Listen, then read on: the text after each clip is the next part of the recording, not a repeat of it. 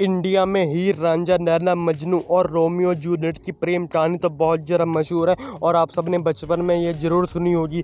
पर दोस्तों, इंडिया के एक ऐसे एक्टर, एक ऐसे अभिनेता जिनकी लव स्टोरी कभी पूरी नहीं हो सकी थी और हम सबके सामने कभी आई नहीं थी। हाँ दोस्तों, मैं बात कर रहा हूँ इंडिया सिनेमा के सबसे बड़े सुपरस्टार अमिताभ बच्चन और उनकी प्रेमिका रेखा जी की एक ऐसी लव स्टोरी के बारे में जो कभी पूरी नहीं हो सकी थी। आइए जानते हैं इस वीडियो में इनकी क्या मजबूरी रही थी जिनकी वजह से ये दोनों हमेशा के लिए अलग हो गए थे। आज भी अगर आप अपने मम्मी पापा या दादा दादी से पूछेंगे तो वो अमिताभ बच्चन और रेखा की लव स्टोरी के बारे में जुबानी बता देंगे। दोस्तों, बात है 1973 की, जब रेखा जी और अमिताभ बच्चन की पहली मूवी नमक हराम सिनेमा घर के अंदर रिलीज हुई थी। वैसे दोस्तों, ये मूवी बॉक्स ऑफिस पे हिट साबित हुई थी और इसी की वजह से अमिताभ बच्चन और रेखा जी की थोड़ी सी दोस्ती हुई थी। पर दोस्तों, इन दोनों की जो पूरी केमिस्ट्री है, जो लव स्टोरी है, वो दो अनजाने मूवी जो कि 1976 में सिनेमा घरों में आई थी, उस मूवी से पॉपुलर हुई थी और सबके चर्चा में आने लगी थी। मीडिया में धीरे धीरे ये अफवाहें फैलने लगी कि अमिताभ बच्चन और रेखा जी के बीच ऐसा कुछ है जो वो हमसे छुपा रहे हैं, वो भी शादीशुदा आदमी के लिए। मुझसे पूछिए ना। हाँ, पर दोस्तों, अमिताभ बच्चन ने 1978 की मूवी गंगा की सौगंध में एक ऐसा कांड कर दिया था जिसके बाद मीडिया में सिर्फ इन्हीं के चर्चे होने लगे थे। उस टाइम पे उन्होंने एक ऐसे स्टाफ मेंबर को मार दिया था जिनका कोई दोष नहीं था, पर उन्होंने सिर्फ रेखा जी से थोड़ी बदतमीजी करी थी। इसी की वजह से अमिताभ बच्चन ने उस मूवी के डायरेक्टर से बहुत ज़्यादा नाराज़ हुए थे और उस स्टाफ पे हाथ भी उठा दिया था। इसके बाद इन दोनों की लव स्टोरी के चर्चे हर जगह होने लगे और अमिताभ बच्चन अब इंटरव्यू में कुछ ये बताने लगे। Or, oh, Amitabh and Rekha are coming together after 33 years. Now it turns out you're not actually sharing the same frame. Yeah, she's just a small cameo in a part of. I can't reveal the story.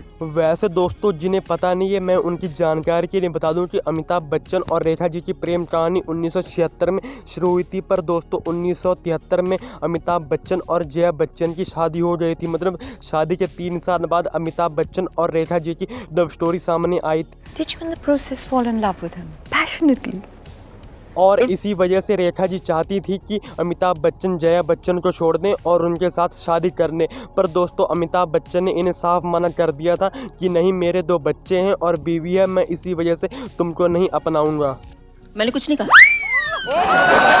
और दोस्तों, धीरे धीरे media ने भी इन दोनों का चर्चा करना छोड़ दिया था क्योंकि मीडिया के पास ऐसा कोई सबूत नहीं था जिससे ये साबित हो पाए कि ये दोनों रिलेशनशिप में हैं।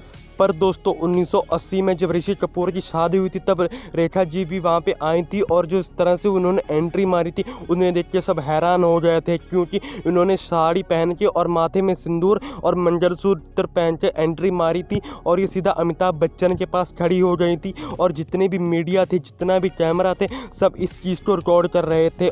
और ये सब जया बच्चन भी अपनी आंखों से देख रही थी और बिना कुछ कहे वो रोती हुई अपने घर की तरफ वापस आ गई। और उसके कुछ दिनों बाद यश चोपड़ा ने जो बयान दिया, उन्हें देख के भाई मीडिया में एक और तरह की रौनक नज़र आ गई। उन्होंने कह दिया था, ये कन्फर्म कर दिया था कि रेखा जी और अमिताभ बच्चन रिलेशनशिप में हैं और इसके बाद तो दंगे हो गए, हर तरफ सिर्फ इसी चीज़ के चर्चे होने लगे।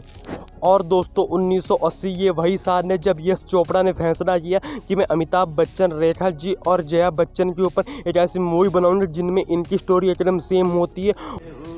अमित मेरे पति है, मेरा धर्म है, वो मेरा प्यार है। और किस तरह से मूवी का एंड है, भाई यश चोपड़ा ने 1980 में प्रेडिक्ट कर लिया था कि फ्यूचर में इनकी लव स्टोरी क्या होने वाली है।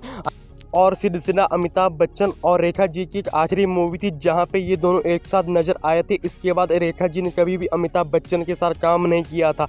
और दोस्तों, रुको जरा, आइए इस स्टोरी को थोड़ा पॉजिटिव वे में लेते हैं। अगर क्या होता कि ये दोनों आपस में मिल जाते।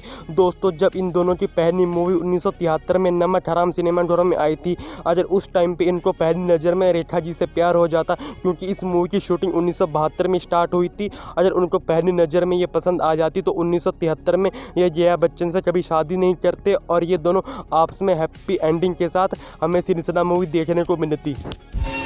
Oh yeah! तो बस दोस्तों, इस वीडियो में इतना ही। आप बताएं आपको अमित जी और रेखा जी की लव स्टोरी कैसी लगी और ऐसी और दमदार वीडियो देखना चाहती हो तो सब्सक्राइब करो, प्यारा सा कमेंट करो, प्यारा सा share. Bye bye, take care.